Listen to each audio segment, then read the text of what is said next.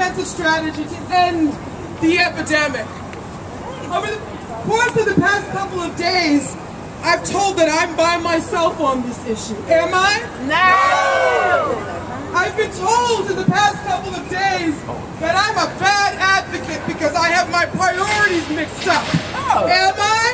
No! I've been told that the community doesn't care about this issue, that we've planned enough. Have we? No! So I'm calling on you to work with the DC Community Coalition. I am not the DC Community Coalition. We are the DC Community Coalition. It's because of the DC Community Coalition that we have a voice at multiple tables. One person can't be at all of the different planning meetings in this city. We know that there are several plans to address HIV and AIDS. There's the Planning Commission plan. There's the Consolidated plan. There's the E-CHIPS plan. There's the prevention, the CPG plan. There are so many plans that aren't working together. You know what else is missing? We don't have corrections at the table. We need to have education at the table to be part of this plan. We need to make sure that housing is at the table as part of the plan. Yes! I've been told that this plan exists already. Have you seen it? No! If it exists, we will embrace it. If it exists, we will work with it. The DC Community Coalition is calling to be a partner with the city. We know that the city can't do it alone, but we do know that we have to have bi-directional communication for it to be effective. We need to make sure our youth are at the table. We need to make sure that the LGBT community is at the table. We need to make sure that Latinos are at the table. We need to make sure that women are at the table. Who else is at the table? Research is at the table. Who else that needs to be? That the transgender community is at the table. We need to make sure that we are all there so that we can work together to end the epidemic. This is not an us against them thing. It's how do we put together the public and private partnership to end this epidemic. We have come too far in DC for us to hit a plateau. We have come too far to take any steps backwards. We must end this epidemic, and we must end it together. Has everyone filled out one of those little cards? Yeah! Because what we're going to do is we're going to take that to the city. Those pieces of paper, what you see on the back, that's what we need to do to make sure we end this epidemic. And just because it's the World AIDS Day weekend, our work does not end here until next World AIDS Day.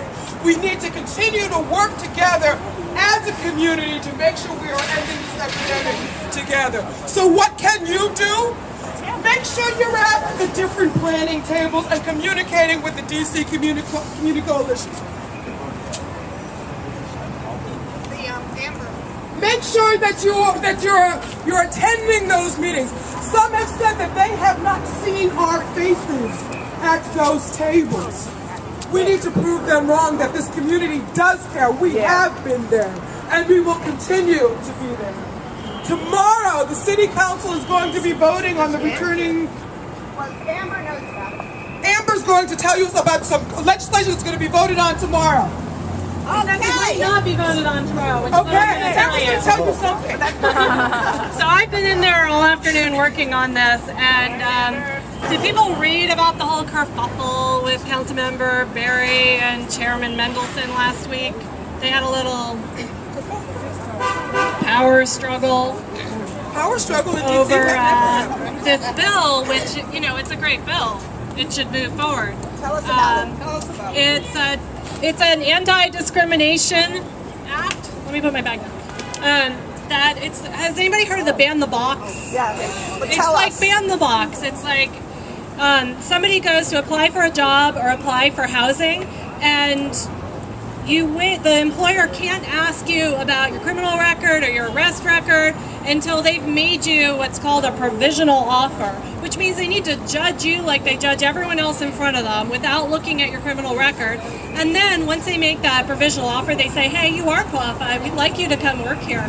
Then they can say, what's your record for? Is it related to this job? So like the bank doesn't have to hire the person who robbed a bank in the past. But the person who got caught with a little bit of marijuana, they have to hire that person. It's not related to the job. So that's all it is. It's getting rid of all the like bias and fear that goes on when people talk about criminal records and narrowing it down to just those things that are actually related. But the issue right now is the chair is saying that it can't go on the agenda tomorrow because there is a procedural glitch.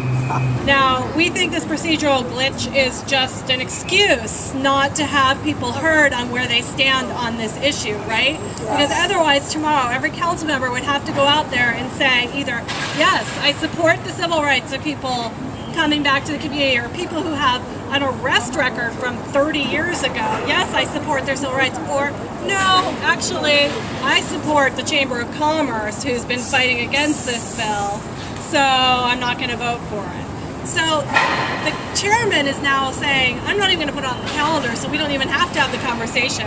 We'll have zero political accountability because you won't know where I stand on this. We don't have much control over this. All we can do is if it doesn't go forward tomorrow, we can make a big fuss, we can still hold them accountable, and we can try again in January, or we can go in there right now and try to meet with the chairman and say, hey, Why don't we? are you really holding this back? Let's let people put their votes on the record. So, I don't know what you guys feel like going in and talking to the chair. We have to get in before 5. I don't want to come in the middle of it, but that's the only thing I can think of right now. We sent over 300 emails that I know of that I can track to the council saying support this bill. So we got to do more than emails. Are you going in, Amber? I'm happy to go in. Why don't Who wants to go in with me? Everyone who wants to go, this is not about standing around making numbers. This is about doing something to affect a change. And we ask, well, how does something like this have to do with HIV and AIDS? How many people living with HIV and AIDS are in a prison complex? How many people living with HIV and AIDS are ex-offenders? How many people living with HIV and AIDS have to return to the community and make sure that they have a community that will support them and be there for them? If they can't get a job, That's right. Or a how place can they to live. slowly re-enter back into our community? We can't stay.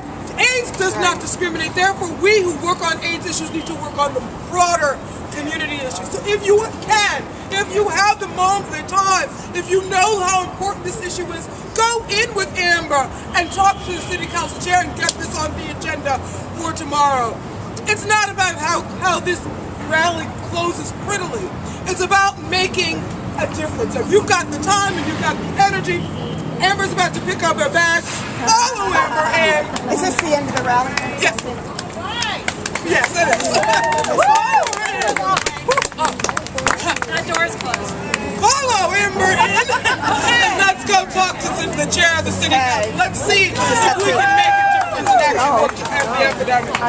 Thank you all for coming out today. Again, we work together. Look for information from the DC Community Coalition. We will continue to fight this fight to make sure we get a plan to end the epidemic.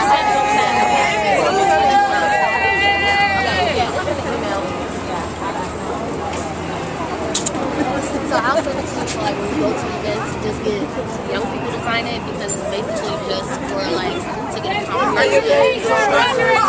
What do we do? Act up, fight back.